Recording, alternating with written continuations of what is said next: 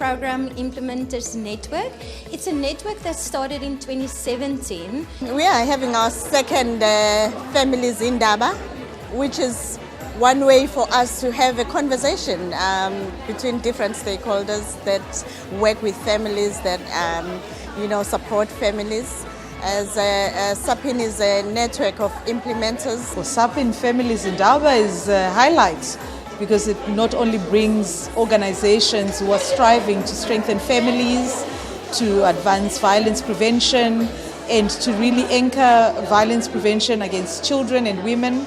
How do you really integrate to bring to life the needs of families within the programs? It's really a space driven by its members. So the open space methodology allows all of the participants to set the agenda for the discussions, which is such a great way to foster and nurture and elevate the kind of discussions. It's a wonderful opportunity to just gain a lot of insights into critical questions. A creative burst of conversations that were challenging. This allows everybody from different spaces, all your stakeholders, a sort of leveling playing field where we can just be real and raw in this particular space to really just flesh out and really speak to immediate needs. How can our families be best supported to raise children that will change the narrative of violence?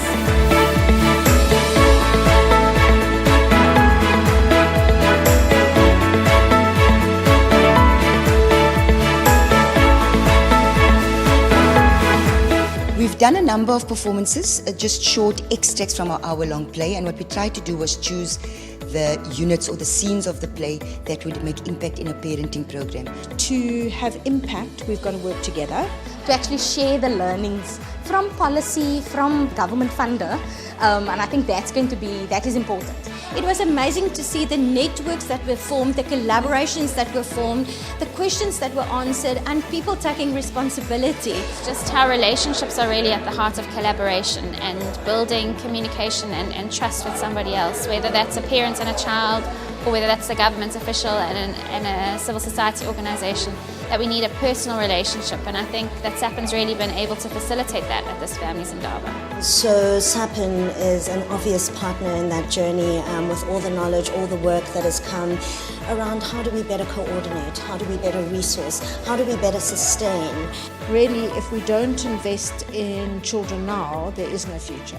For us as GIZ, it's been a really great learning experience, and we look forward to taking some of these learnings and designing more effective, more thoughtful, more ethical programs. It was great being here with Sappin, Families Indaba.